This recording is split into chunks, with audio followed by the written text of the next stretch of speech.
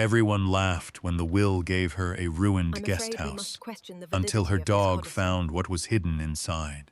Margaret Holloway expected nothing from her late cousin's will. At 67, she'd already buried her husband, retired from delivering mail across the back roads of Tennessee, and learned not to expect surprises.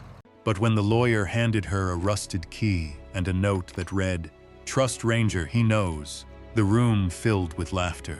Only her German shepherd remained still, watching the key as if he recognized something nobody else could see.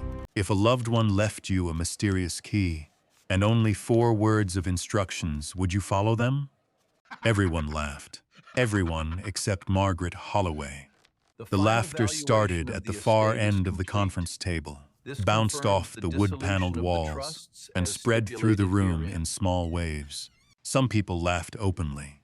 Others hid it behind polite smiles. A few lowered their heads and pretended not to react at all. But the laughter was there, and Margaret heard every bit of it. She sat quietly in a worn leather chair inside the law office of Harlan and Pierce on Main Street in Ash Creek, Tennessee.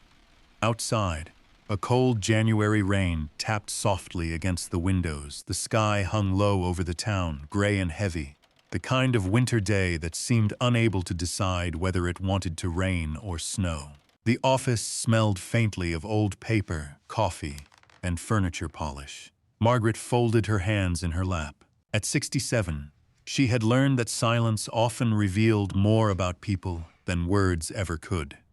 Beside her chair lay Ranger. The German shepherd rested on the carpet with his head between his paws. His black and tan coat was beginning to show streaks of silver around the muzzle. 8 years old now, still strong, still alert. His ears twitched occasionally. Otherwise, he remained perfectly still. Margaret glanced down at him. He wasn't sleeping, he was watching. That struck her as strange. Ranger usually relaxed in public places, especially after all these years together. Today was different. His eyes never seemed to settle. The attorney cleared his throat. "Let's continue." His name was David Pierce, a careful man in his early 60s who spoke slowly and chose his words with the precision of someone who understood that words could change lives. On the table in front of him sat the final will and testament of Eleanor Whitaker, Margaret's cousin, her oldest friend, and now, 3 months after her funeral, a woman who existed only in memories. Margaret still had trouble accepting that. Eleanor had been 73 when heart failure finally caught up with her.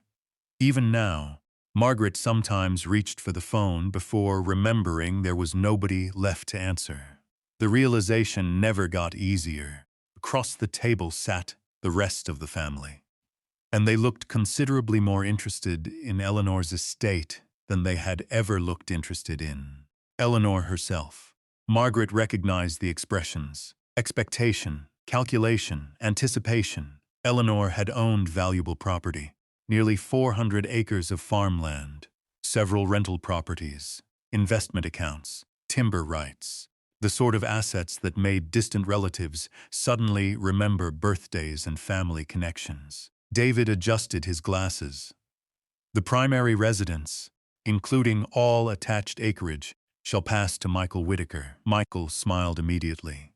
Not a huge smile, just enough. The smile of a man who had gotten exactly what he expected.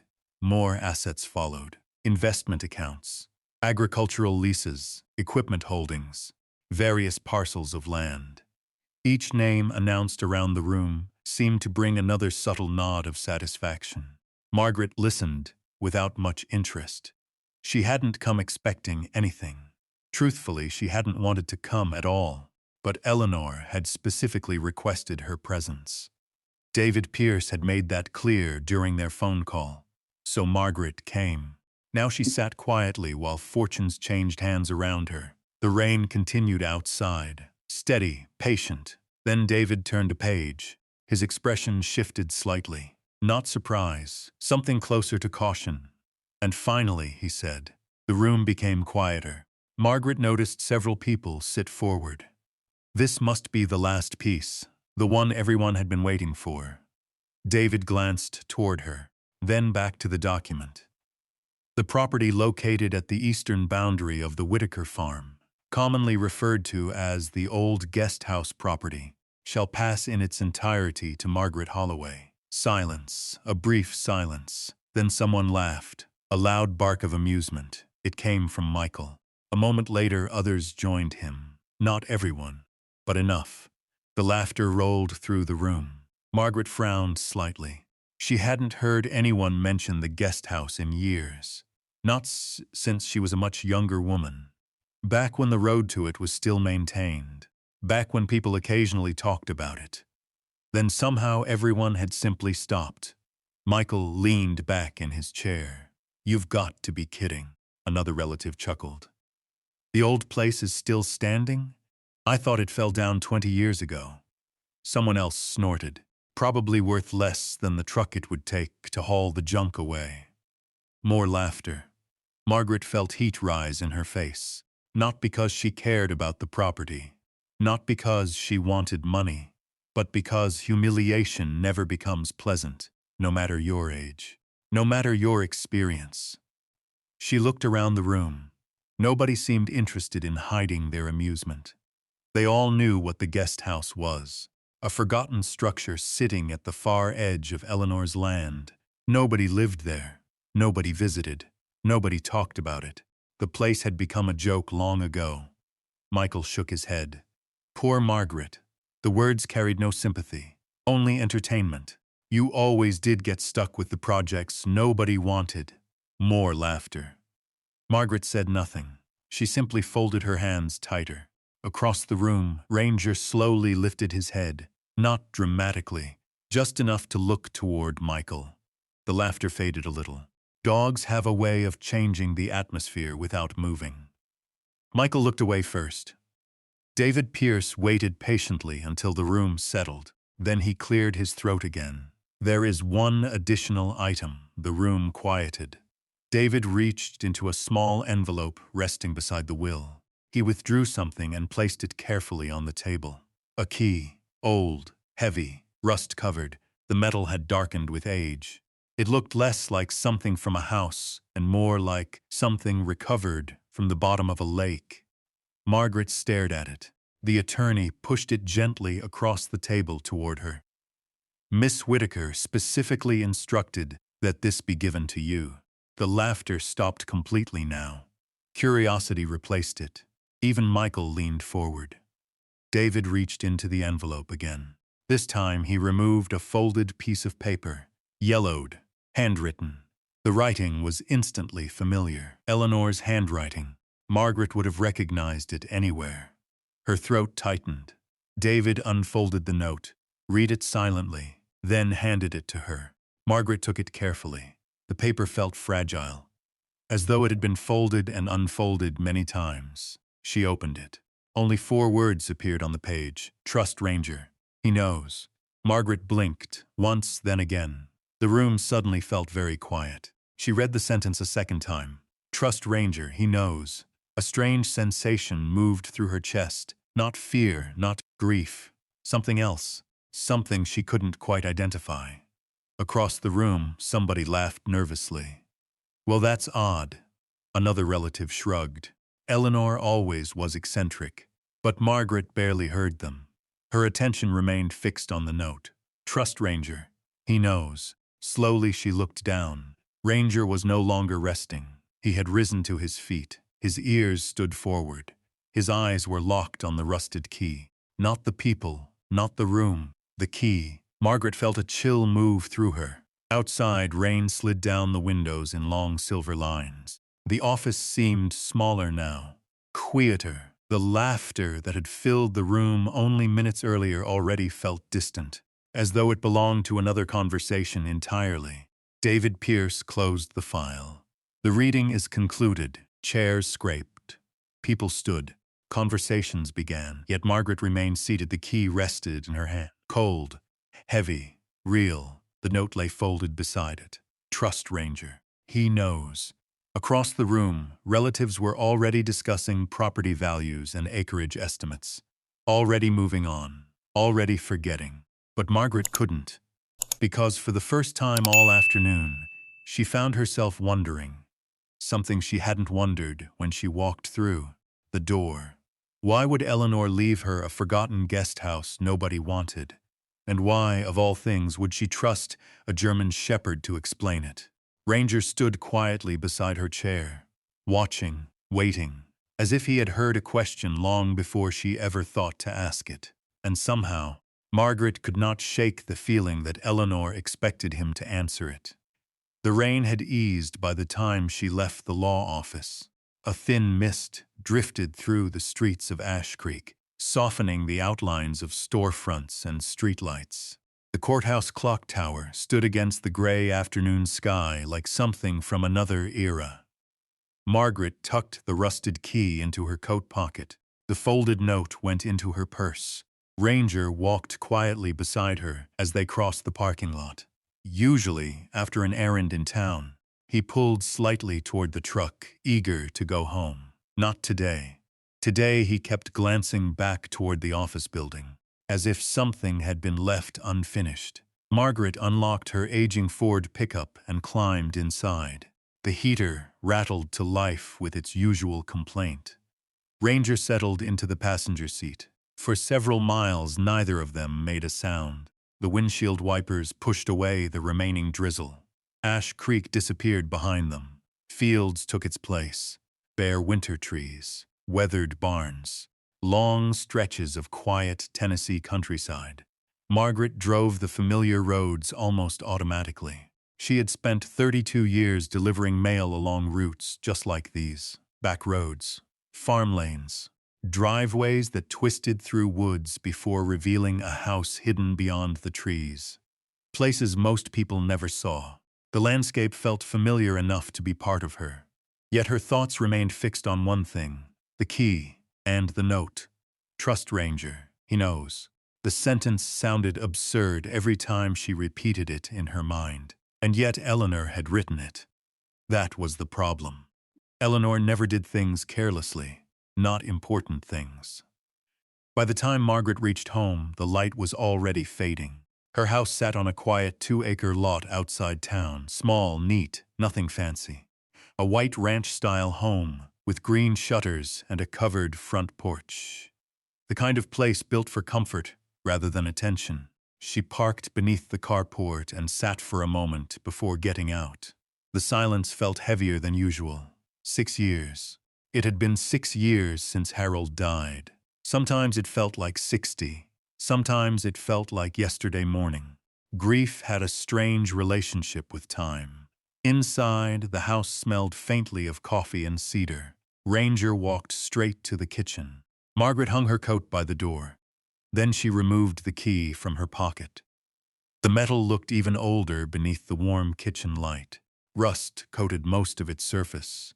The bow of the key was unusually large. Old-fashioned, heavy. She placed it on the kitchen table. The sound echoed softly through the room.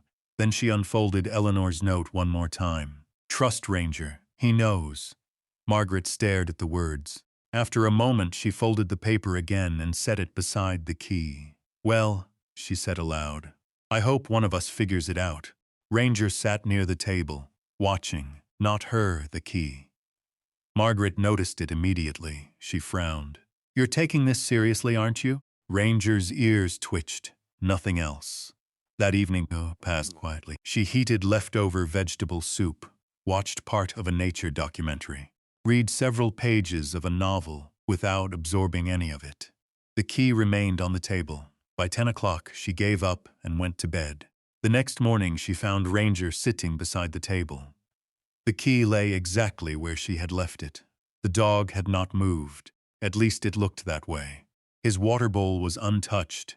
His breakfast still sat in the kitchen. He was simply sitting there, watching the key. Good morning to you too, Margaret muttered. Ranger finally stood, stretched, ate breakfast. But throughout the day he kept returning. The behavior continued. The second day, the third, the fourth. Each morning she found him beside the table. Each evening he checked the key before settling down for the night. Margaret tried not to think about it. She had enough experience with dogs to know they sometimes became interested in strange things. A scent, a sound, a routine. Still, something felt different. On the fifth morning she woke before sunrise. The house was dark, except for the pale blue glow coming through the windows. She shuffled into the kitchen wearing slippers and a robe, and stopped. Ranger stood beside the table. The key was no longer on it. Her heart skipped. For a moment she thought it had fallen. Then she looked down. Ranger was holding it carefully in his mouth. Not chewing, not playing, holding. The instant he saw her, he walked across the room, slowly, deliberately, past the living room, down the hallway to her bedroom door. There he sat, the key still hanging from his mouth. Margaret stared. "What are you doing?" Ranger looked at her, then at the bedroom, then back at her. A strange sensation moved through her chest. Not fear, not exactly. Something closer to unease. She took the key from him. The metal felt cold. Ranger immediately relaxed and walked away as if his task was complete. Margaret stood alone in the hallway, holding the key, looking at her bedroom. The room Harold had shared with her for 41 years. She slowly entered. Nothing appeared unusual. The bed, the dresser, the framed photographs, the old quilt Harold's mother had made decades earlier. Everything exactly as it should be. And yet, the moment stirred a memory. A small one, so small she almost missed it. Eleanor sitting at this very kitchen table 2 summers before her death. The 2 women drinking sweet tea while Ranger lay beneath the table. Eleanor had been unusually quiet that afternoon. Eventually, she had looked down at the dog and smiled. "He's smarter than people realize." Margaret remembered laughing. "Most shepherds are." "No," Eleanor had replied softly. "Ranger notices things." At the time, the comment meant nothing. Now it returned with surprising clarity. Over the next few days, more memories surfaced. Little fragments, disconnected pieces. Eleanor asking odd questions, mentioning old roads, old properties, places she never normally discussed. Things Margaret had forgotten almost immediately after hearing them. Until now. One evening she found herself standing at the kitchen window watching the sunset bleed across the winter fields. The key rested on the table behind her. Ranger sat nearby. The house felt very still.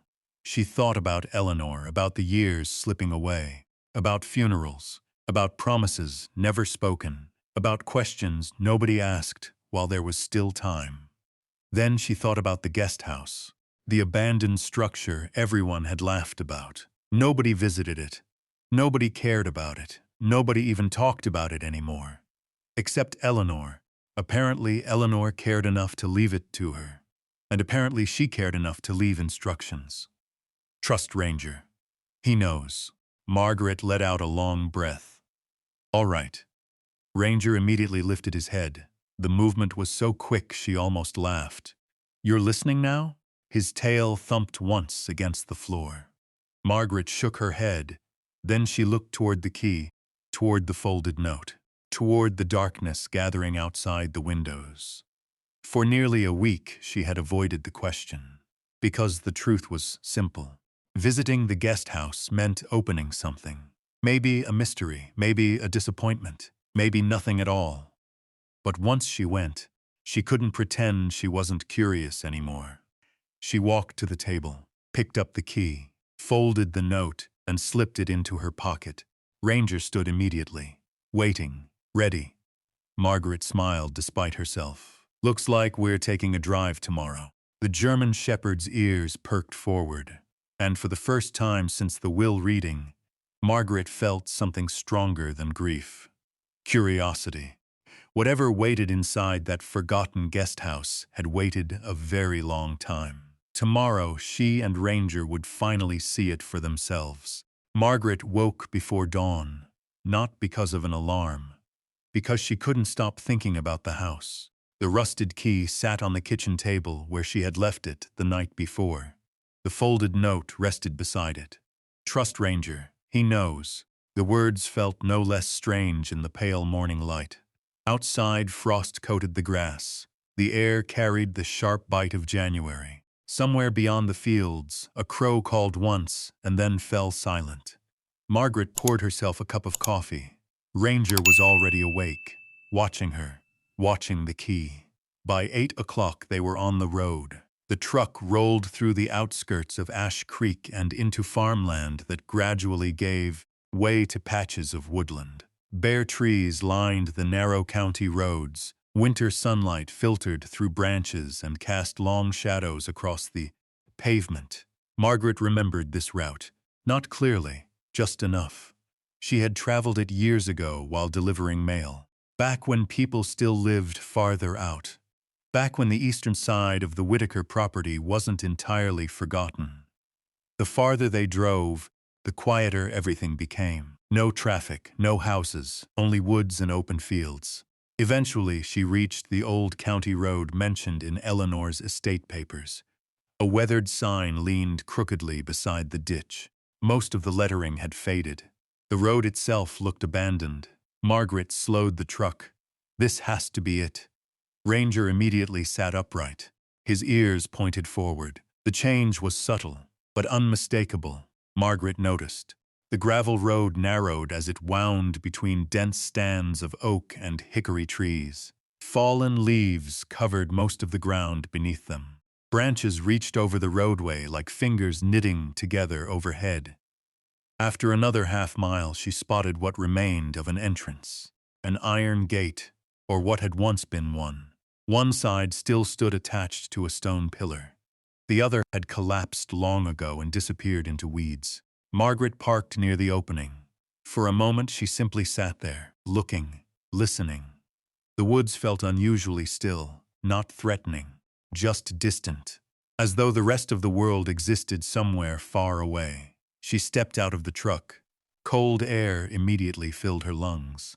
Ranger jumped down beside her. Together they walked through the old gate. The driveway had nearly vanished. Grass and weeds pushed through the gravel. Small saplings had begun growing in the middle of the path. The property clearly hadn't seen regular maintenance in decades. Yet something about it felt preserved rather than ruined, as though time had slowed here, not stopped, just slowed. A few hundred yards farther in, the guest house finally appeared. Margaret stopped walking. The photographs in her memory hadn't prepared her for it. The structure stood beneath a cluster of enormous oak trees, weathered gray siding, a sagging front porch, several broken shutters hanging at odd angles. The roof needed work, the windows were dusty, yet the house remained standing, stubbornly, proudly, like an old man refusing to leave his post. Margaret found herself unexpectedly relieved. She wasn't sure why. Maybe because the place wasn't a pile of rubble. Maybe because Eleanor had cared enough to leave it behind.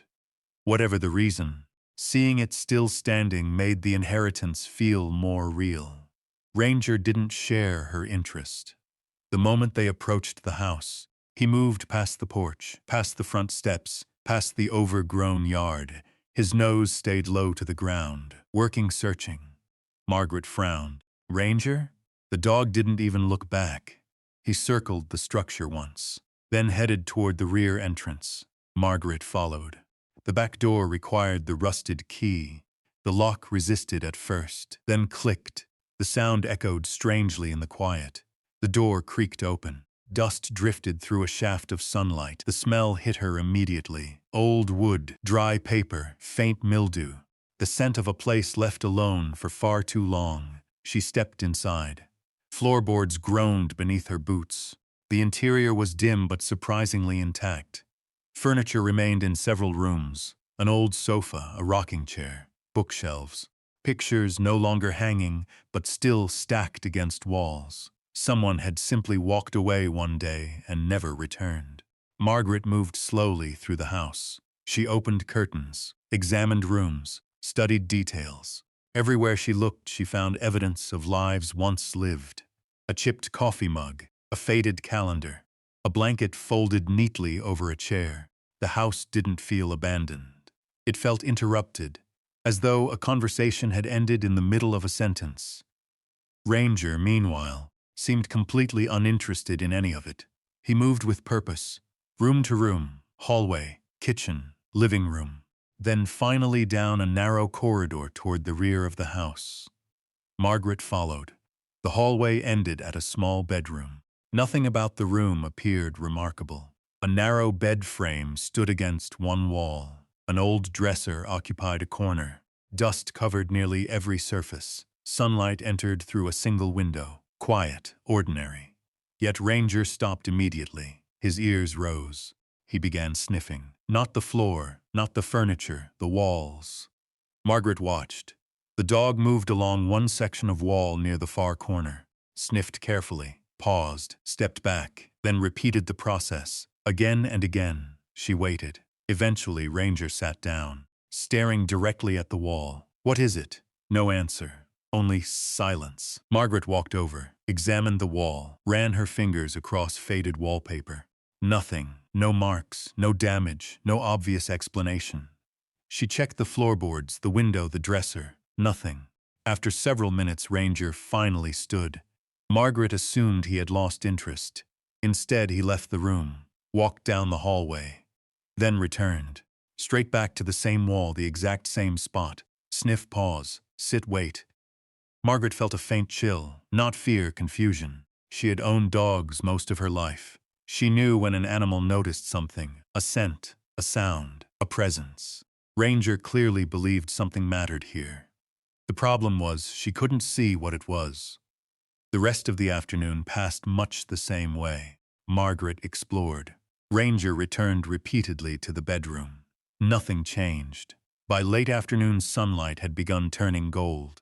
The temperature dropped quickly. Margaret decided it was time to leave. She secured the house, locked the door, walked back toward the truck. Ranger followed beside her. For the first time all day, he appeared reluctant. Halfway down the driveway, he stopped and glanced back toward the house, then continued. Margaret noticed. The feeling of unease returned. As they approached the road, she reached the old gate and looked up. A vehicle sat parked across the highway. An older pickup truck, dark blue, dust-covered. The engine appeared to be running. Someone was inside. Watching, Margaret slowed. The truck remained where it was, not moving, not approaching, just sitting. For several seconds, neither vehicle moved. Then the pickup pulled away, calmly, unhurried. It disappeared around a bend in the road and was gone. Margaret stood still. The woods suddenly seemed much quieter than before. She looked after the truck. No license plate number. No clear view of the driver. Nothing useful. Yet something about the moment bothered her. Maybe because nobody should have had a reason to be there. The guest house was forgotten. At least that was what everyone claimed. She glanced toward Ranger. The German Shepherd stood perfectly still, watching the direction the truck had gone. Then he looked back toward the distant house, toward the bedroom, toward the wall he refused to leave alone. Margaret followed his gaze. The sinking sun painted the upper windows gold. For a brief moment, the guest house looked almost alive, waiting, watching, keeping its secrets. And, for the first time since Eleanor's will had been read, Margaret found herself wondering whether the old house had been forgotten at all, or whether someone had simply wanted people to believe it had. The question followed her home. It sat beside her during dinner. It lingered while she washed dishes. It remained long after darkness settled over the fields beyond her windows. Most of all, it returned whenever she thought about Ranger. The wall, the bedroom, the strange determination that seemed entirely out of character for him. Margaret had seen Ranger become interested in scents before. Rabbits, deer, stray cats that wandered too close to the property. But this felt different. There was no excitement in his behavior. No hunting instinct, no playfulness, only focus, a quiet certainty, as though he already knew something she did not. 3 days later, she returned to the guest house. Then again the following week, and again after that. Each visit followed the same pattern. She unlocked the door. The old hinges complained. Dust drifted through shafts of sunlight, and Ranger headed straight for the bedroom, every time. without hesitation. The rest of the house gradually became more familiar. Margaret opened windows when weather allowed, swept accumulated dust from the floors, removed dead branches that had gathered against the porch. The work gave her a reason to stay, a reason to observe, a reason to think. The house slowly revealed its character. It wasn't elegant, it wasn't valuable, but it had once been cared for. Someone had chosen the wallpaper patterns. Someone had painted the trim by hand. Someone had planted the now overgrown rose bushes beneath the front windows. The place carried traces of affection. That realization bothered her, because nobody seemed to remember who had loved it. Even Eleanor had rarely mentioned the property. When she did, it was always in passing. Never with detail, never with stories, almost as if she intentionally avoided talking about it. One cold afternoon, Margaret stood in the small bedroom, watching Ranger inspect the wall again. The dog moved slowly, methodically. His nose traced the same section. Then he sat, watching, waiting. Margaret crossed her arms. "What are you trying to tell me?" Ranger simply stared at the wall. The wallpaper was faded, yellowed with age, decorated with tiny blue flowers that had nearly disappeared beneath time and sunlight. Margaret examined every inch. Still nothing. No loose boards. No cracks. No hidden compartment she could see. Eventually she gave up again. But the feeling remained. The feeling that something sat just beyond her understanding. Winter gradually loosened its grip on Ash Creek. January became February. February became March. The woods around the guest house began showing small signs of life. Green shoots emerged near the creek. Birdsong returned. The air carried the scent of damp earth instead of frost. Margaret found herself visiting more frequently, partly because of curiosity, partly because she enjoyed the quiet.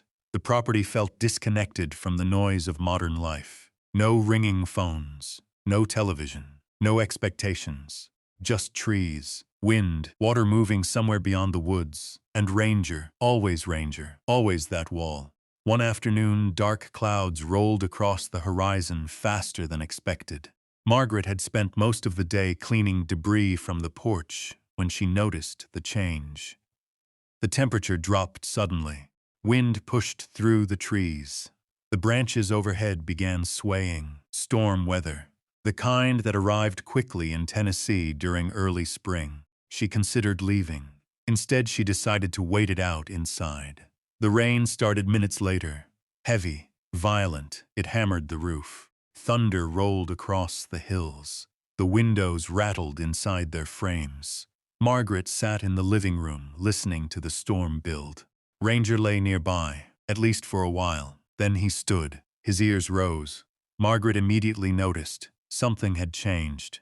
The German shepherd walked into the hallway, stopped, listened, then headed directly toward the bedroom. "Ranger?" The dog didn't respond. Another thunderclap shook the house. A second later came a sound Margaret almost never heard from him. A bark, sharp, urgent. She stood immediately. Ranger barked again, not at the window, not at the storm. At the wall, the same wall. His paws struck the wallpaper. "Scratch, scratch, scratch!" Margaret hurried into the room. "Hey!" Another bark. The dog stepped aside, then scratched again. Margaret stared. Rain hammered the roof overhead. The room flickered with gray light. Ranger remained focused on a section of wall near the far corner. Not large, maybe 3 feet wide. For some reason, she knelt. Perhaps because she had run out of reasons not to. Her fingers brushed across the wallpaper. Nothing. Then she pressed harder. The surface felt slightly different. Not much. Just enough. A subtle inconsistency beneath the paper. Margaret frowned. She leaned closer. Thunder rumbled again. Carefully, she ran her fingertips along the edge and felt it. A seam, tiny, almost invisible. Her pulse quickened. She stood and searched the house until she found an old putty knife among some forgotten tools beneath the kitchen sink. Back in the bedroom, she worked slowly. The wallpaper resisted, then finally began peeling away, layer by layer. Decades of paper lifted from the wall. Dust filled the air. Beneath it emerged wood, not part of the original wall, a panel, small, deliberately concealed. Margaret froze. For several seconds she simply stared. The storm seemed distant now, muted, as if the entire world had stepped backward. Ranger sat beside her, watching, waiting. Margaret slipped the edge of the putty knife beneath the panel. Applied pressure. Nothing. She tried again. The wood shifted, barely, then slowly began to move. A hidden door no larger than a cabinet panel. The moment it opened, stale air escaped from inside the cavity. Margaret's breath caught. There, resting in darkness behind the wall, sat a metal lockbox, old, rectangular, covered with dust. She carefully lifted it out. The box was surprisingly heavy. Her hands trembled slightly. Not from fear, from anticipation. She carried it into the living room and set it on the old coffee table. Rain battered the windows. Thunder rolled overhead. The lockbox sat between her and Ranger like an object recovered from another lifetime. The latch had rusted, but not enough. After several attempts, it finally released. The lid opened with a metallic groan. Margaret looked inside. Photographs, dozens of them, bound together with fading rubber bands, letters tied with string, property records, several cassette tapes, documents stacked carefully in folders. Not random clutter, not forgotten junk, an archive. A collection assembled with purpose, preserved, protected, waiting. Margaret picked up the first photograph. The image had faded slightly with age. A group of people standing in front of farmland. Several faces unfamiliar. One face repeated in photograph after photograph. A man in his 30s, dark hair, confident smile, strong shoulders. The sort of face people remembered. Yet Margaret didn't recognize him. She reached for one of the folders. Inside lay old property documents. Land surveys, tax records, correspondence. Again and again she saw the same name. Nathan Mercer, Nathan Mercer, Nathan Mercer. The name appeared everywhere. Across letters, across legal records, across photographs, across documents spanning years. Margaret frowned. She sat back slowly. Rain continued pounding the roof. The room felt smaller now, the air heavier, because she knew something with absolute certainty. She had never once heard Eleanor mention Nathan Mercer. Not once. Not in 67 years. Not at family gatherings. Not during holidays. Not while sharing coffee at the kitchen table. Never. Yet whoever Nathan Mercer was, he clearly mattered enough for someone to hide an entire collection of records behind a wall. A collection Eleanor had somehow protected. Margaret looked toward Ranger. The German shepherd rested quietly beside the couch, now, calm, satisfied, as though his work for the day had been completed. Outside, lightning illuminated the woods. Inside, Margaret stared at the name appearing over and over across the documents. Nathan Mercer. The storm raged around the house. But for Margaret Holloway, something much larger had just begun. She didn't leave the guest house until after dark. By then the rain had softened to a steady drizzle. The lockbox sat on the passenger seat beside her. Ranger lay quietly in the back of the truck. Every few minutes Margaret glanced toward the box, toward the folders, toward the photographs, toward the name she had never heard before, Nathan Mercer. The farther she drove from the guest house, the stranger that fact felt. Ash Creek was not a large town. People knew each other's grandparents. They remembered old businesses, old scandals, old romances. Yet somehow, a man who appeared in dozens of photographs and owned enough land to generate stacks of legal records had vanished, completely from her memory, and from everyone else's. The next morning, she spread the contents of the lockbox across her kitchen table. Sunlight streamed through the windows. Coffee cooled beside her elbow. Ranger lay nearby, watching. The photographs drew her attention first. There were dozens.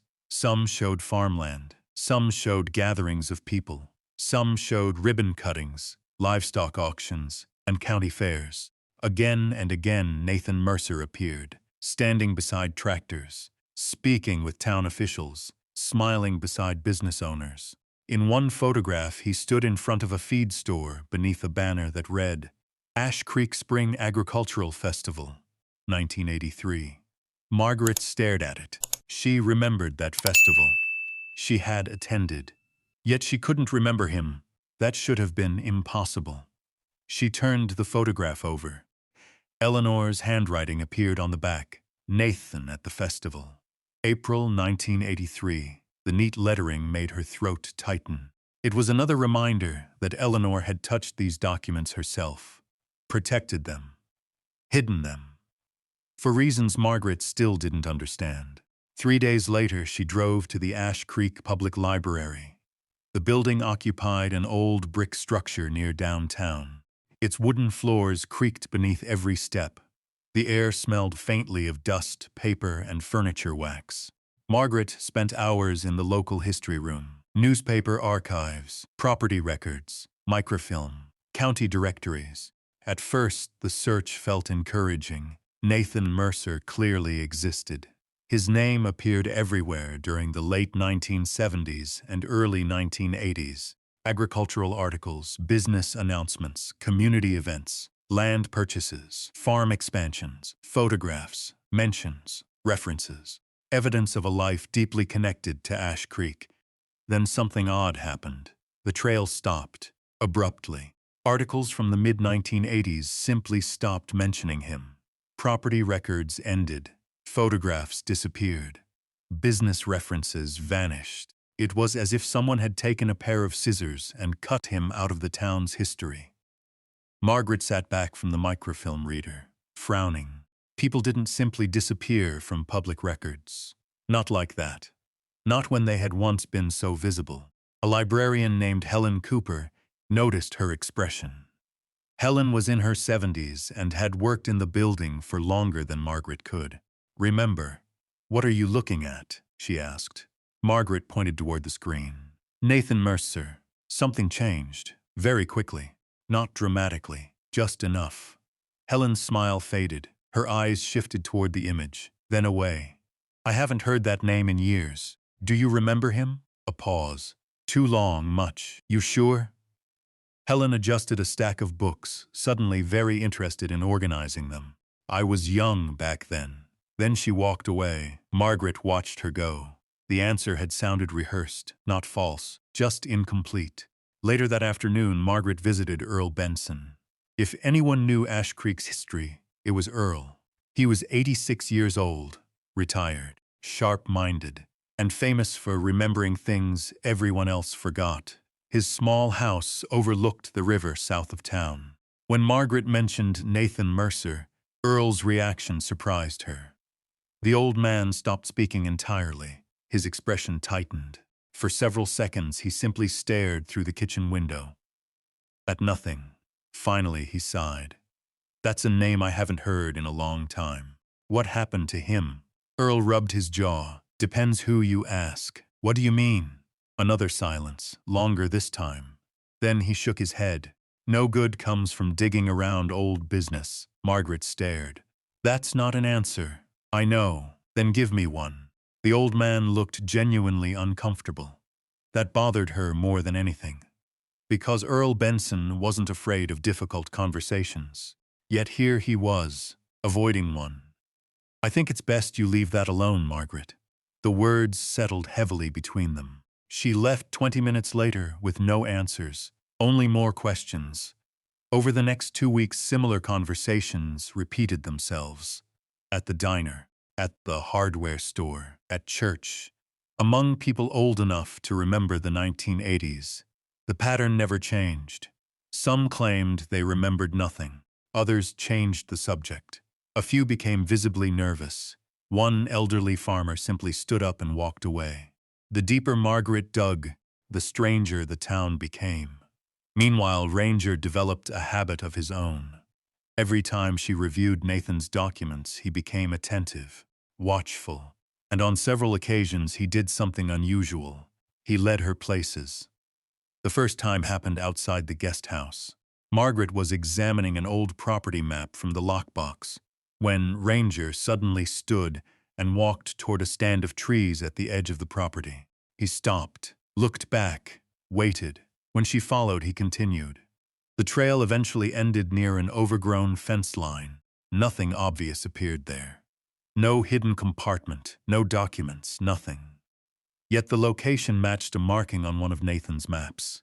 The second time happened near an abandoned well. Again Ranger led. Again he stopped. Again the location appeared on one of Nathan's records. Margaret began carrying copies of the documents with her, comparing locations, looking for connections. Something was there. She could feel it. Not the answer, not yet, but a pattern. One afternoon she returned to the library and requested older county land maps. Hours passed. Sunlight faded outside. The building gradually emptied. As she compared records from different years, one realization slowly emerged. Nathan Mercer hadn't merely owned a few parcels of land. At one point, he had controlled large sections of farmland surrounding Ash Creek, far more than she originally realized, and much of that land had eventually ended up in the hands of people whose families still held influence in town. The discovery sent a chill through her, because now the silence made more sense. People weren't avoiding a forgotten man. They were avoiding something connected to him, something bigger. That evening, Margaret parked outside the guest house just before sunset. The woods glowed gold beneath the fading light. The house stood silent beneath the oaks, waiting. Ranger stepped out of the truck and immediately headed toward the rear of the property. Margaret followed. Halfway there, she stopped and looked back. The old house appeared almost beautiful in the evening light, and suddenly she understood something. The lockbox wasn't the mystery anymore.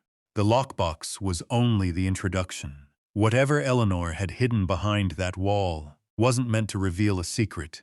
It was meant to start a search that now stretched beyond the guest house, beyond Nathan Mercer, beyond Eleanor herself. The mystery had grown larger than a hidden compartment, larger than a forgotten inheritance. Somewhere inside Ash Creek's history, an entire chapter had been buried. And judging by the reactions she kept receiving, there were still people in town who desperately wanted it to stay that way. As Ranger disappeared into the trees ahead, Margaret quickened her pace. For the first time since opening the lockbox, she felt certain of one thing. Nathan Mercer had not been forgotten. He had been erased. And those were two very different things. The realization stayed with Margaret all night. Sleep came in fragments, short stretches broken by thoughts that refused to settle. Nathan Mercer, the photographs, the silence from people who clearly remembered more than they admitted. The strange places Ranger kept leading her. Most of all, the feeling that she was standing at the edge of something much larger than a forgotten guest house. By sunrise, she was already dressed. Coffee steamed from a travel mug beside her. The passenger seat held copies of Nathan's maps and property records. Ranger sat upright before she even picked up her keys, ready, waiting, as though he knew exactly where they were going. The morning air carried the scent of wet earth from rain that had fallen overnight. Low clouds drifted across the Tennessee hills. The woods surrounding the guest house seemed greener than they had a week earlier. Spring was beginning to arrive.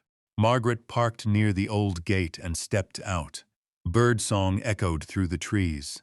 Water moved somewhere beyond the woods, the steady murmur of the creek. Ranger immediately started walking, not toward the house, not toward the bedroom, toward the rear of the property. Margaret followed. Branches brushed against her jacket. Dead leaves crunched beneath her boots. The farther they went, the less maintained the land became. Nature had reclaimed much of it. Fallen limbs, thick undergrowth, young trees growing where roads once existed. Several hundred yards behind the guest house, Ranger stopped, then continued. Margaret unfolded one of Nathan's old maps. Her eyes narrowed. The route they were following roughly matched a faded access road shown on the document. A road that no longer appeared on any modern map. Interesting. Very interesting. The woods gradually opened into a narrow strip of land running parallel to the creek. The water moved lazily through smooth stones and exposed roots. Sunlight flashed across the surface. The scene looked peaceful, untouched, yet something about it felt wrong. Margaret couldn't explain why, only that the landscape carried the feeling of a place people once used and later abandoned. Then Ranger changed direction. The German shepherd crossed a patch of tall grass and headed toward a cluster of trees. Margaret followed. A few moments later she saw it, or what remained of it, a structure, collapsed, nearly invisible beneath decades of neglect. The remains of an equipment shed. The roof had long since fallen inward. Rotting beams lay scattered among weeds. Rusted metal protruded from the earth. Nature had almost erased it. Almost. Margaret studied the ruins, then looked down at the map. A small notation appeared near the same location. Storage Building B. Her pulse quickened. Ranger moved ahead, sniffing, searching. Then he stopped. One spot, near what had once been a rear corner of the structure. His nose remained fixed there. Margaret approached. Nothing appeared unusual. Only dirt, leaves, broken boards, the same pattern she had encountered before. Ranger noticed something. She didn't, yet. The dog sat down, waiting. Margaret smiled despite herself. All right. She grabbed a fallen branch and began clearing debris. Leaves, twigs, fragments of wood. Several minutes passed. Then the branch struck something solid. Thunk, Margaret froze. She knelt, used her hands, slowly brushed away dirt. A corner appeared. Metal, dark green, rectangular. Her heartbeat accelerated. The object looked like a military-style storage container. Waterproof, sealed, hidden, very intentionally hidden. The box was heavier than she expected. Together, she and Ranger hauled it into clearer ground. The latch had rusted but remained functional. Margaret hesitated, then opened it. Inside sat several leather-bound ledgers, stacks of correspondence, property files, bank records, documents wrapped carefully in oilcloth. The contents remained remarkably preserved. Margaret stared. The woods suddenly felt very quiet. The creek continued moving nearby. Birds sang somewhere overhead. Yet all her attention focused on the papers in front of her. She opened the first ledger. Numbers, transactions, property valuations, names, dates. The handwriting appeared neat and methodical, professional. She turned several pages, then several more, and slowly the pattern emerged. At first she thought she was misunderstanding what she saw. Then she hoped she was. But the deeper she read, the clearer it became. Nathan Mercer had not lost his land through bad luck. He had not failed in business. He had not simply disappeared. Someone had dismantled him. Deliberately, methodically, one parcel at a time. Margaret sat on a fallen log beside the creek, the ledger balanced on her knees. Sunlight filtered through the trees. Ranger rested nearby, watching her, watching the woods. The records described property assessments that changed suddenly and without explanation. Land values that dropped overnight. Debt claims appearing where none previously existed. Financial obligations based on figures that made no sense. Again and again, the same names surfaced. Businessmen, developers, officials, people whose families still occupied positions of influence in Ash Creek. People whose names appeared on buildings, scholarships, community centers, street signs. Margaret's stomach tightened. One letter proved especially disturbing. It described a meeting between several local businessmen regarding land acquisition opportunities. The language remained polite, professional, yet beneath the surface lay something darker. An understanding, a strategy, a coordinated effort. The target was never mentioned directly, yet every property referenced belonged to Nathan Mercer. Margaret read the letter twice, then a third time. Disbelief settled over her. The scale of it exceeded anything she imagined. This wasn't a personal grudge. It wasn't a family dispute. It wasn't even ordinary corruption. The documents suggested something much larger. The people involved had systematically transferred enormous amounts of land and wealth, away from one man. And once they succeeded, they built their futures on what remained. Margaret closed the ledger. For a long moment, she simply stared at the creek. Water moved around stones that had probably sat there for centuries. Unaffected, unconcerned. The contrast felt surreal. 40 years. 40 years these records had remained hidden. 40 years people had spoken about Ash Creek's growth and prosperity. 40 years families had celebrated achievements that now looked very different. She suddenly understood why conversations ended when Nathan's name appeared. Why people became uncomfortable. Why memories grew selective. Because this wasn't one man's story. It was the town's story. The foundations of modern Ash Creek ran directly through these documents. And if the records were genuine, those foundations were built on a lie. The realization left her shaken. Margaret carefully returned the documents to the container. Her hands moved slower now, more deliberately. The weight of what she carried had changed. She wasn't chasing a mystery anymore. She was carrying evidence. Evidence that could damage reputations, businesses, families, perhaps an entire community's understanding of itself. The thought frightened her, more than she wanted to admit, because she wasn't an investigator, or a journalist, or a lawyer. She was a retired mail carrier who inherited a forgotten house. Nothing more. Yet somehow she now sat beside a creek, holding 40 years of buried history. A gust of wind moved through the trees. Ranger stood, alert. Margaret looked up. For a moment she thought she heard something. A vehicle, distant, brief, then gone. The woods returned to silence. Still, the feeling remained, the feeling of being watched. Not directly, not obviously, just enough to make the hairs on her neck rise. She scanned the tree line. Nothing, only shadows and sunlight. Eventually she stood. The waterproof container felt heavier now, not physically, emotionally. Ranger moved beside her as they began walking back toward the guest house. The old trail stretched ahead, half hidden beneath years of neglect. Margaret glanced once more at the creek, at the collapsed shed, at the place where the box had waited all this time.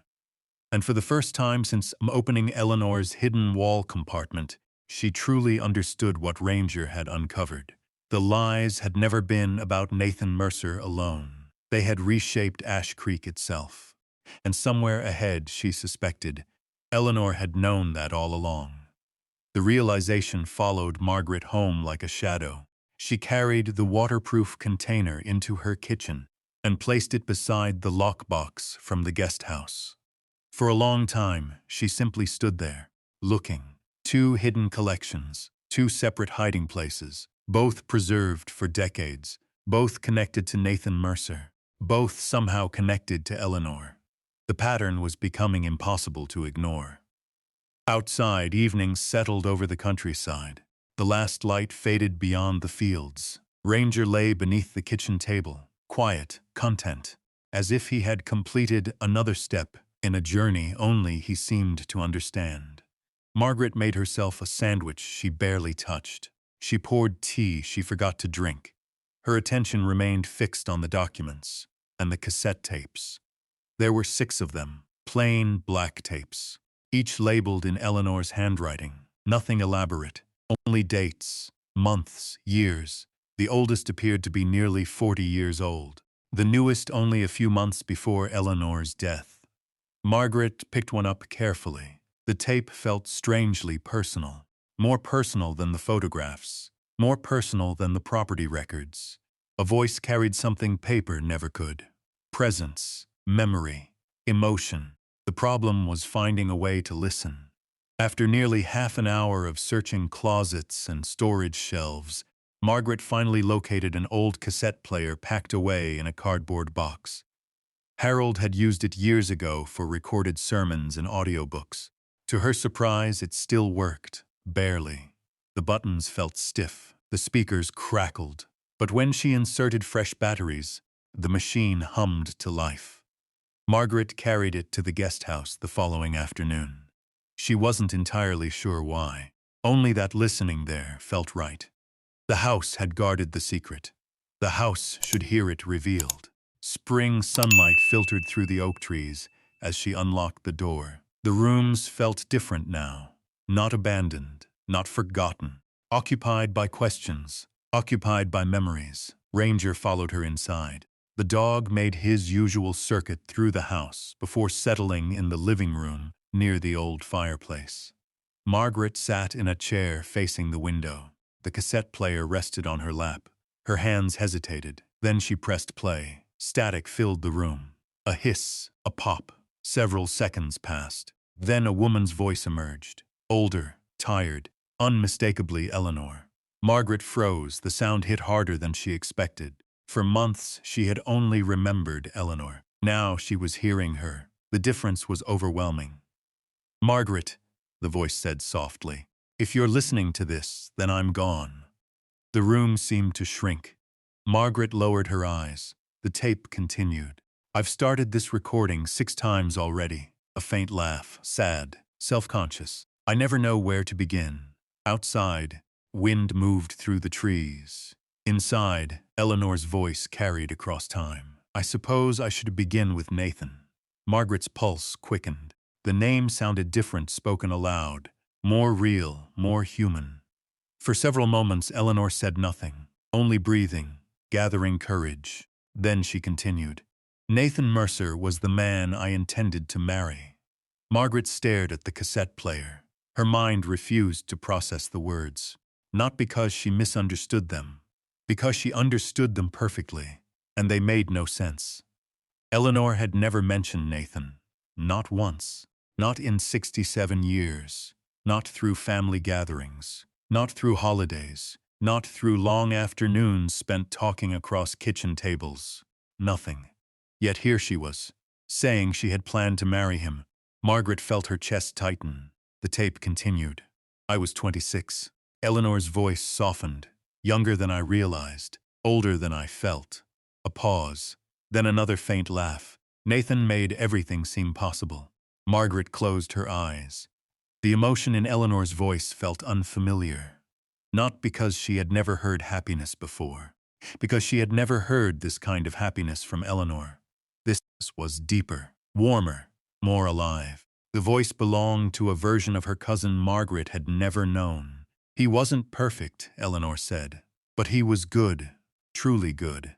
The words hung in the air, simple, certain. The tape rolled on. Eleanor described long drives through farmland, community events, future plans, property they hoped to build together, a life they imagined sharing. Then gradually the tone changed.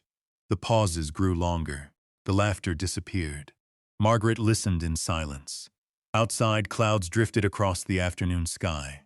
Inside, 40 years slowly unfolded. It started with rumors. Eleanor's voice sounded distant now, careful. They said Nathan was struggling financially. Another pause. Then people said he owed money. A longer pause. Then people said he had made mistakes. Margaret recognized the pattern immediately. The slow construction of a narrative. The way reputations could be dismantled piece by piece. Eleanor continued. "I believed them at first. The confession seemed painful. I wish I hadn't." Ranger lifted his head briefly, then rested it again between his paws. The room remained still. Only Eleanor's voice moved through it. She described meetings she overheard. Conversations that ended when she entered a room. Documents that didn't match the stories people repeated publicly. The deeper she looked, the more wrong everything felt. Then came the sentence that changed everything. "I realized Nathan wasn't losing his land." A pause. He was being stripped of it. Margaret sat motionless. The words aligned perfectly with the ledgers and records she had already found. The conspiracy, the manipulation, the systematic destruction. But hearing Eleanor describe it transformed facts into something personal, something painful. The tape clicked softly as it continued turning. "I tried to help." The voice broke slightly. "I truly did." Silence followed. Several seconds, then, "But I was afraid." Margaret felt tears gathering. Not dramatic tears, not sudden grief, something quieter. The sorrow of discovering how much someone had carried alone. Eleanor described pressure from influential families, warnings disguised as advice, conversations that made clear what would happen if she continued asking questions. No direct threats, nothing obvious, just enough. Enough to isolate her, enough to frighten her, enough to convince her that fighting back would destroy more than herself. Eventually, Nathan disappeared from town, his land gone, his reputation ruined, his future stolen, and Eleanor remained, living among the people who helped make it happen, listening to them celebrate, watching them prosper, carrying the truth in silence. I hated myself for staying quiet. The words emerged almost as a whisper. Margaret closed her eyes. The pain in Eleanor's voice felt unbearable. Not because it was loud, because it wasn't. Regret rarely shouts. It settles, year after year, until it becomes part of a person's breathing. The tape neared its end. The wheels turned slowly, steadily. Then Eleanor spoke again, and for the first time her voice sounded calm, resolved. If you're hearing this, Margaret, then Ranger found what I hoped he would. Margaret's eyes opened immediately. Ranger lifted his head. The dog seemed to recognize his name. A faint smile entered Eleanor's voice. You always trusted your dogs more than most people. Margaret laughed softly despite the tears on her cheeks. That sounded exactly like Eleanor. Then came the final revelation, the one that changed everything. I didn't leave you the guest house because of the property. A pause. I left it because I trusted you. Margaret's throat tightened. The room blurred. Outside, sunlight flickered through moving branches. I couldn't carry this forever. Eleanor's voice softened. And I couldn't leave it to people who would hide it again. The tape crackled, nearing its end. So I left it to someone who still knows the difference between convenience and truth. Margaret lowered her head.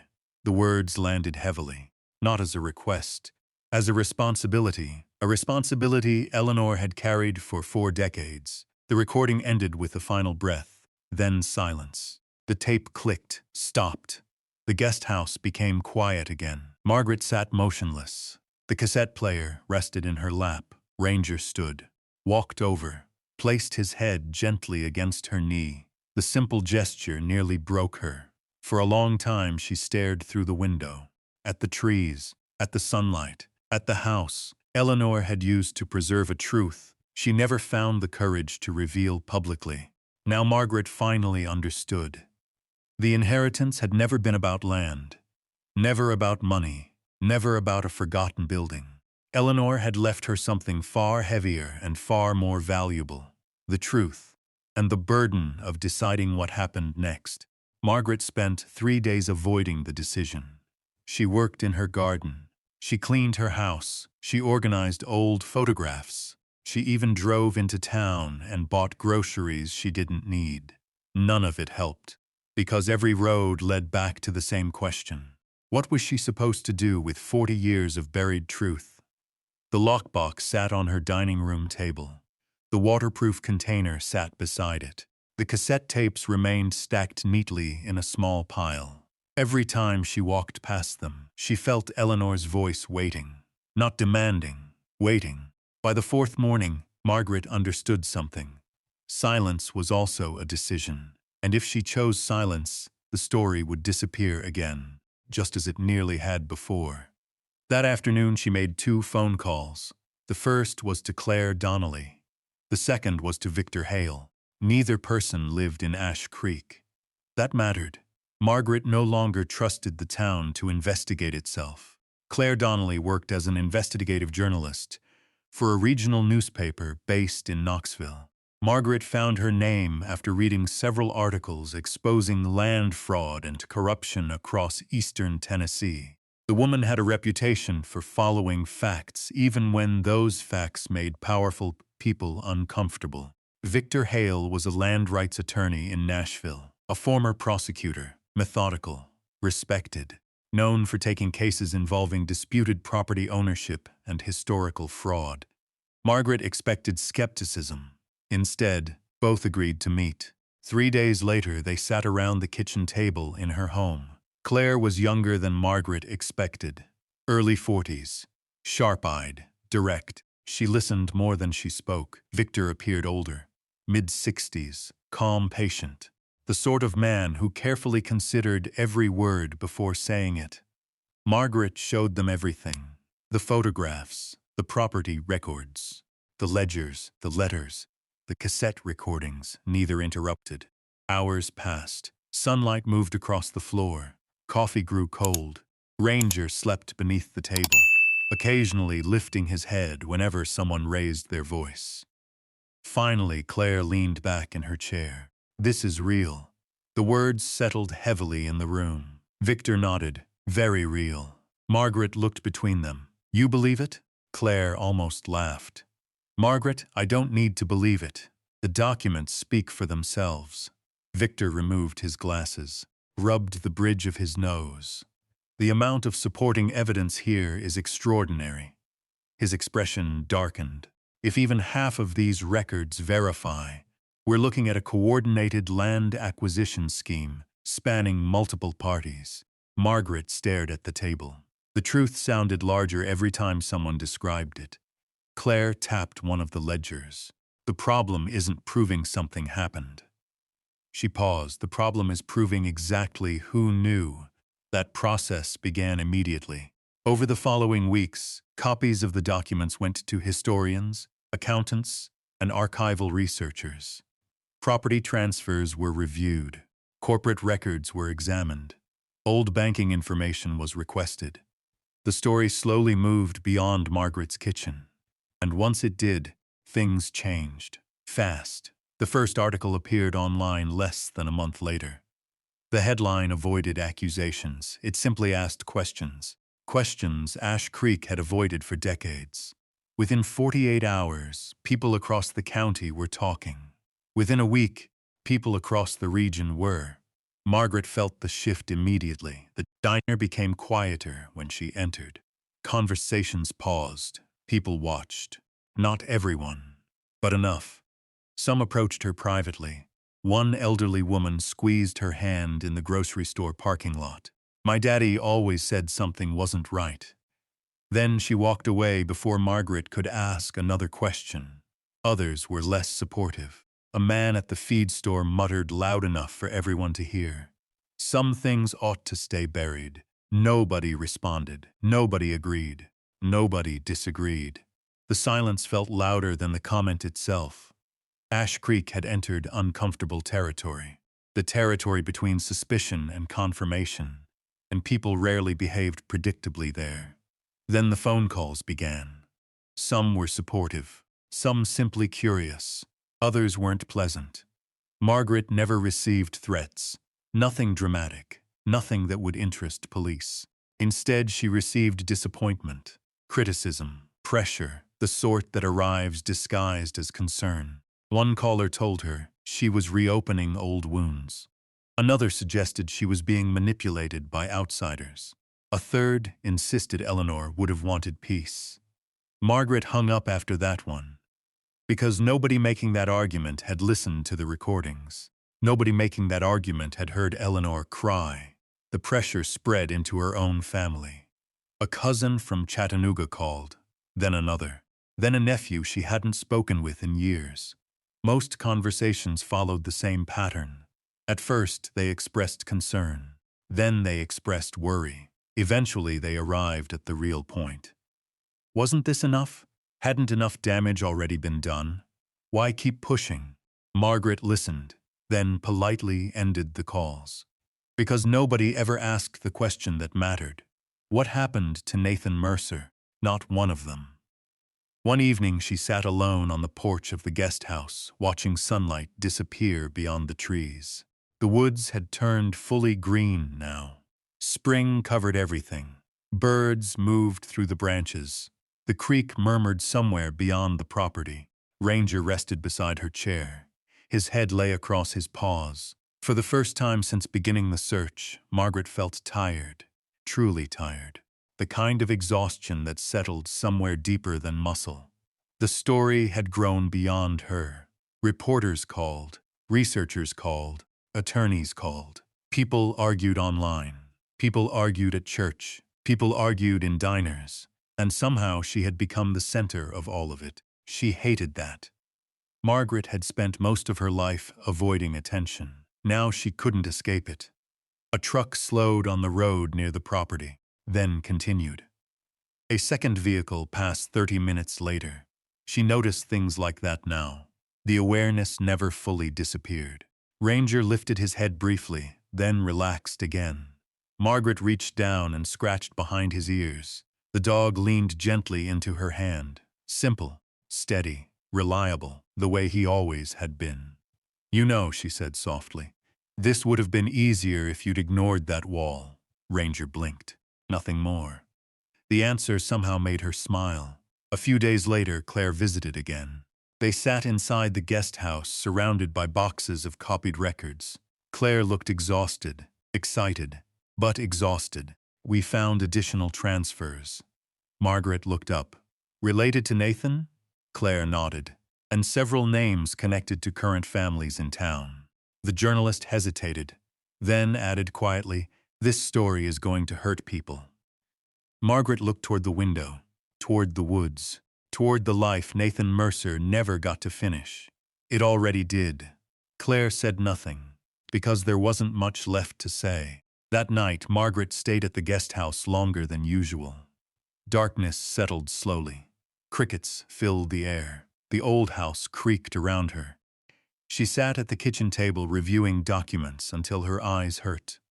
Eventually, she pushed everything aside. The burden suddenly felt enormous, too large, too complicated, too expensive, too public. For the first time, she seriously considered walking away. The thought arrived quietly. What if she stopped answering calls? What if she handed everything to someone else? What if she returned to gardening and church and ordinary life? Nobody would blame her. Most people would probably be relieved. The idea lingered, long enough to become tempting. Then she looked across the room. Ranger was sleeping near the doorway, peacefully, completely unaware of politics, or reputations, or investigations. He had simply followed a scent, followed a feeling, trusted something he couldn't explain. And because he had, the truth now sat on her table, waiting. Margaret stared at the dog for a long time. The house remained quiet. Outside, wind moved softly through the trees. Inside, the weight of 40 years pressed against the present. And although she did not yet know how the story would end, Margaret understood one thing. Walking away would no longer make it disappear. Too many people knew now. Too much had already come into the light. The town was being forced to confront something it had avoided for decades.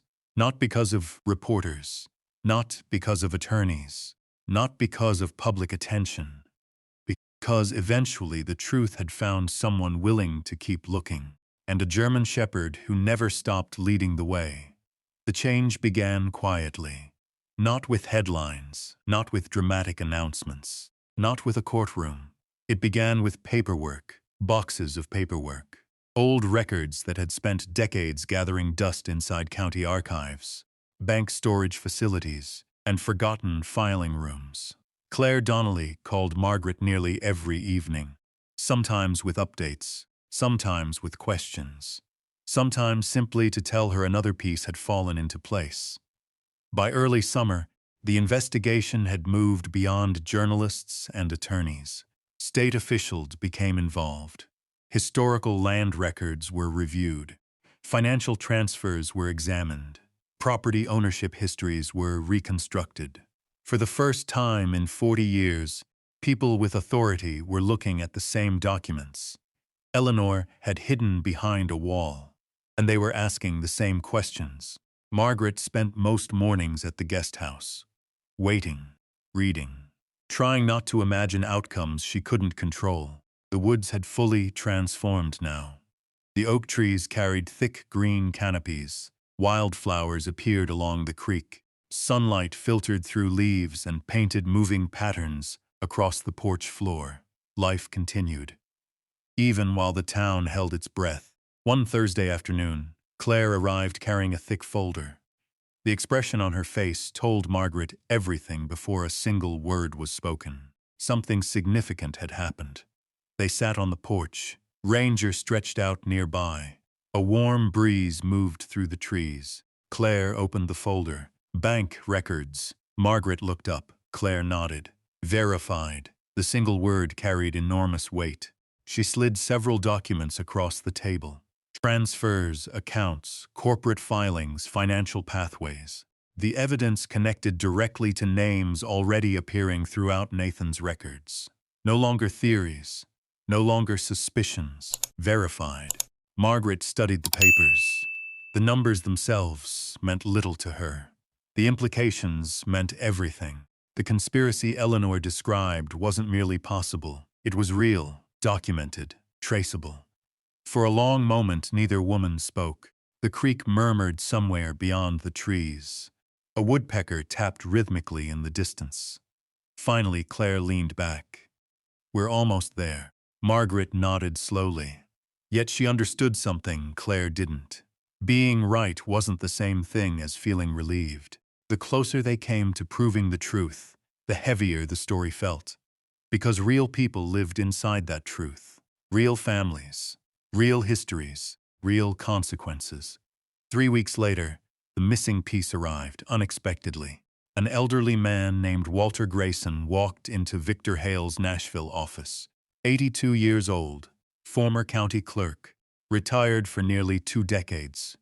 He requested a private meeting, then asked whether the conversation would become part of the investigation. Victor told him the truth. Yes. Walter nodded and began talking for 3 hours. When Victor called Margaret afterward, his voice sounded different, not excited, stunned. Walter Grayson had spent 40 years carrying information he never shared publicly, not because he participated, because he witnessed enough to understand what happened, and then spent decades convincing himself it wasn't his responsibility. Until now, Walter described land transfers, meetings, pressure placed on county employees, records altered before official filing, valuations that changed without explanation. Nothing he said contradicted existing evidence. Everything reinforced it. More importantly, Walter connected several gaps investigators had been unable to bridge. The final missing links, the last pieces of the puzzle. Margaret sat silently as Victor explained. When the call ended, she remained on the porch for a long time. The air felt strangely still, almost peaceful, as if the story itself understood something important had just occurred. The following month changed Ash Creek forever. State investigators released preliminary findings. Journalists published follow-up reports. Historical records previously dismissed as speculation became verified fact. The reaction was immediate. Some residents accepted it. Others fought it. Town meetings became crowded. Conversations became uncomfortable. Families argued. Old friendships fractured. People who had spent decades sharing church pews suddenly found themselves standing on opposite sides of the same story. Margaret witnessed it everywhere. At the grocery store, at the diner, at the pharmacy. The town seemed caught between two realities. The one people grew up believing, and the one emerging from the documents. One afternoon, she stopped for coffee downtown. A woman she barely knew approached her table. Years earlier, the woman had laughed during Eleanor's will reading. Margaret remembered. The woman remembered too. Her face reddened immediately. "I owe you an apology." Margaret looked at her quietly. The woman lowered her eyes. "I thought you inherited a useless house." A small smile touched her lips. Turns out it was the most important property in the county. Margaret didn't know how to respond, so she simply nodded. The apology seemed genuine. That mattered. More people followed, not all at once. Gradually, a cousin called, then another. Several former skeptics admitted they had been wrong. The shift wasn't dramatic, it was human. People adjusting to information they never expected to confront. Meanwhile, another announcement arrived. One that affected Margaret more deeply than she anticipated. Nathan Mercer's name was officially restored to county historical records. The decision came after months of review. His business ownership, his land holdings, his documented contributions to Ash Creek's development. Everything would be corrected. Publicly. Permanently. Margaret read the statement twice. Then a third time. The paper trembled slightly in her hands. Not because of age. Emotion. Nathan Mercer had been gone for decades. Yet somehow this felt important. Not only for him, for Eleanor, because she had spent 40 years terrified that the truth would disappear with her. Now it wouldn't. A week later, a small gathering took place at the county courthouse. Nothing elaborate. No speeches designed for television. No political theater. Just a public acknowledgement. Nathan Mercer's photograph was added to a historical display, documenting Ash Creek's agricultural history. Margaret attended. So did Claire, Victor, several local residents, even Walter Grayson. The elderly former clerk stood quietly near the back, hands folded, looking relieved. The photograph showed a younger Nathan standing in front of farmland, confident, optimistic, alive. Margaret recognized it immediately. One of the images from Eleanor's lockbox. For several moments, she simply stood there, looking, imagining the man whose life had nearly vanished from history, imagining Eleanor carrying that memory alone. Beside her, Ranger sat calmly, drawing occasional smiles from visitors who now recognized him. The famous dog. Someone whispered nearby. Margaret almost laughed. If only they knew.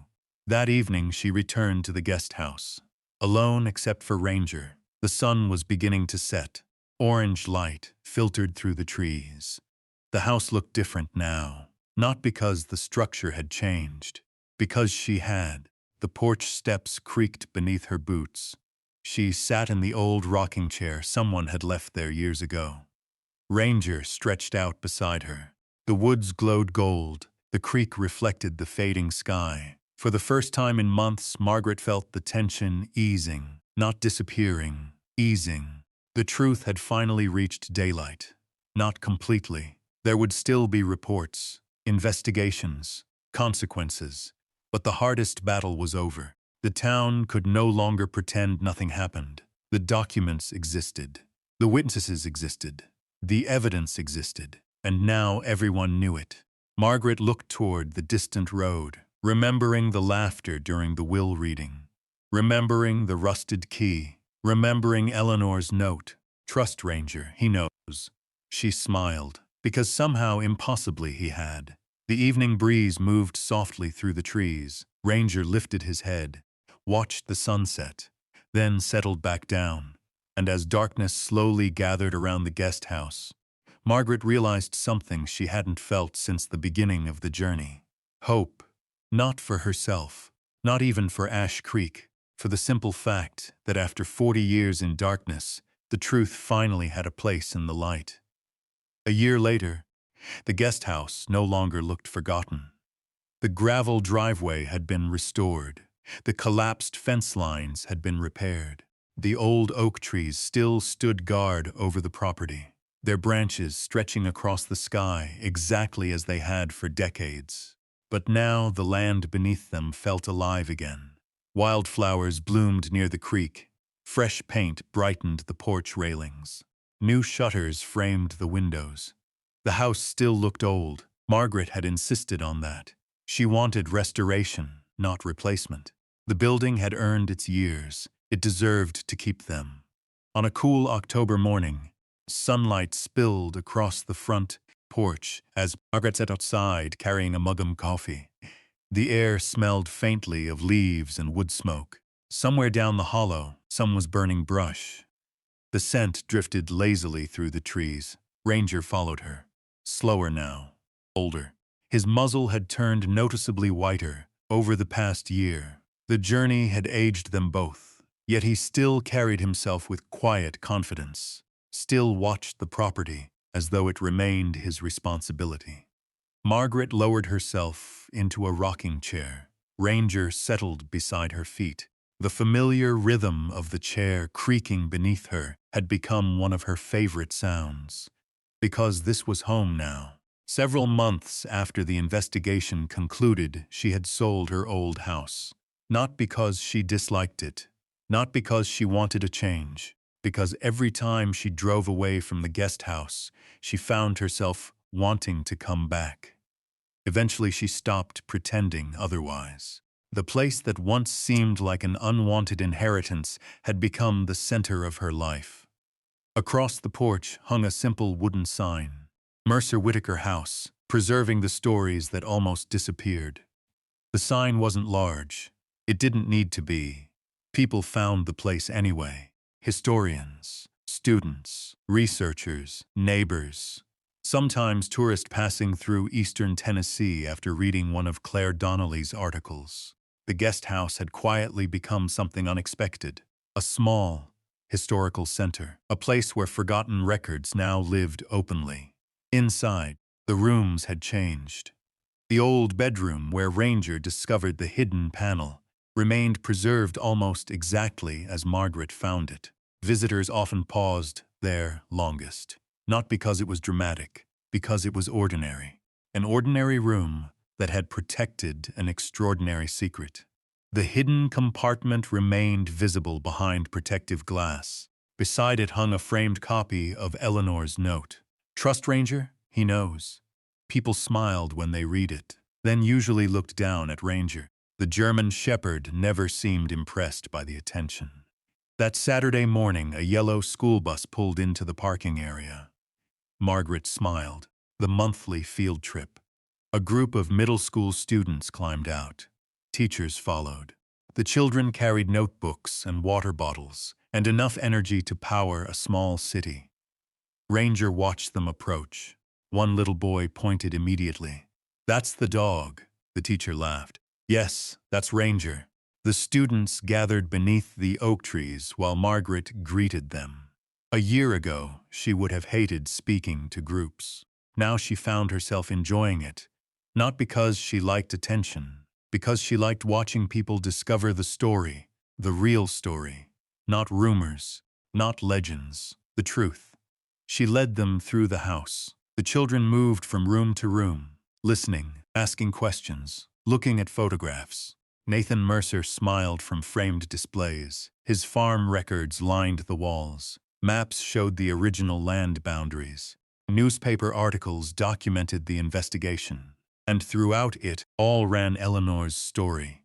The woman who carried the truth. The woman who protected it. The woman who finally found a way to pass it forward. One student raised her hand. What happened to the people who did it? Margaret considered the question carefully. The truth became public. The girl nodded, apparently satisfied. Another student pointed toward a photograph of Eleanor. Did she know someone would find everything? Margaret looked at the picture, at the familiar face she still missed, every single day. I think she hoped someone would.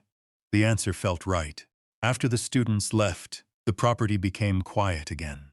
The bus disappeared down the road. The sound of children's voices faded into the distance. Only the creek remained. The same creek that had flowed past Nathan's land, past Eleanor's secret, past 4 decades of waiting. Margaret walked slowly through the house.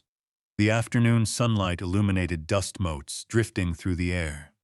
The building no longer felt sad. It felt complete. In the living room, a photograph sat on a side table, one of Margaret's favorites. It showed Eleanor standing beside Nathan at a county fair, long before everything fell apart. Neither looked toward the camera.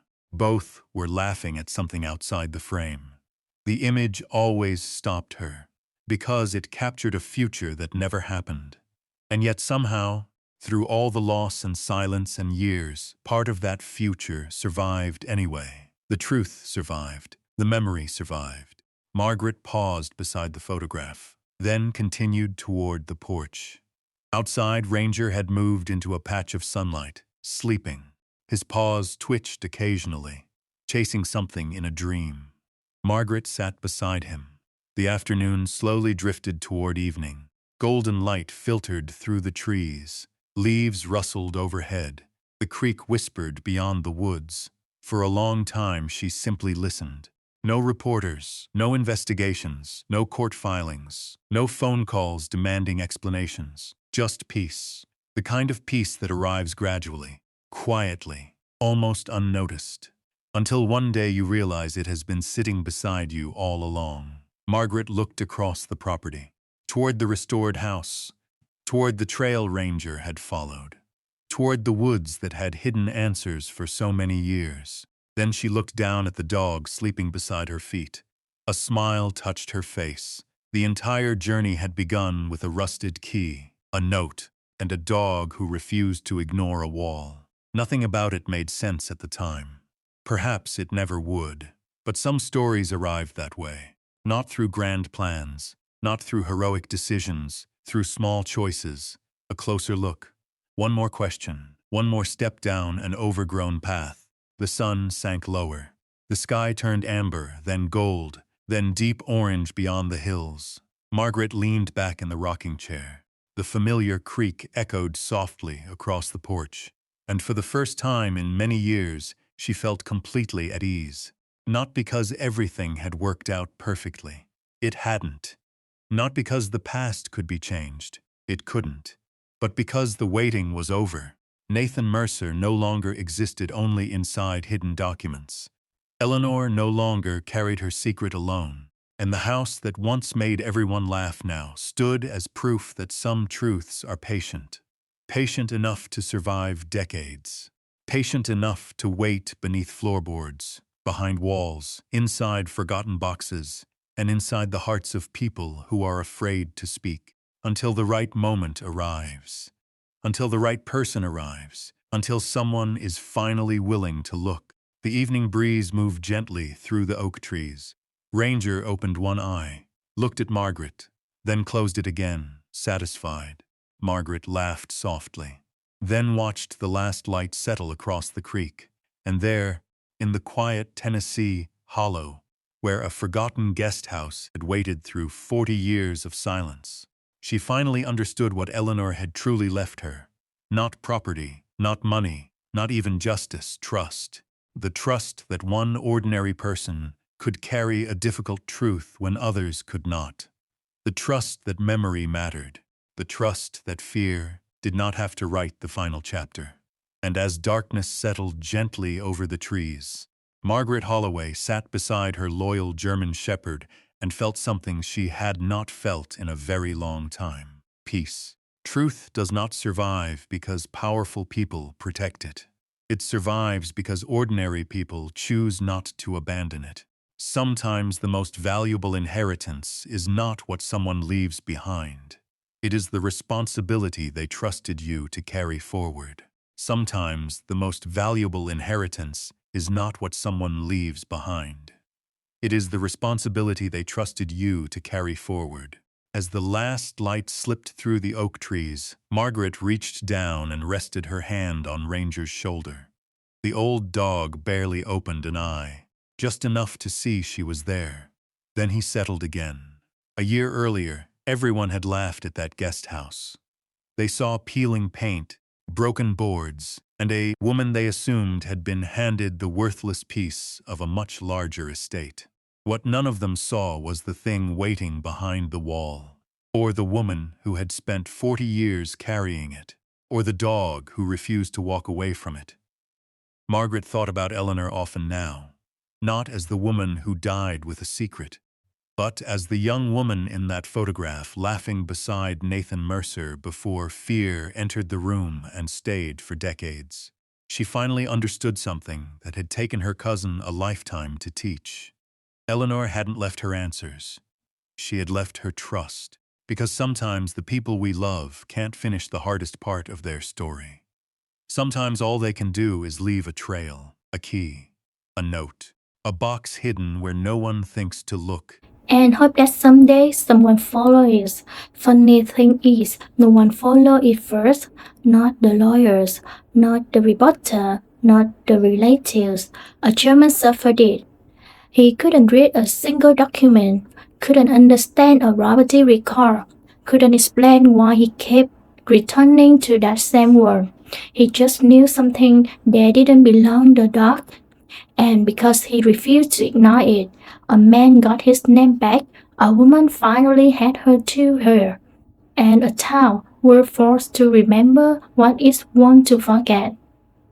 Maybe that's why these stories stay with people, because most of us have our own hidden ones somewhere.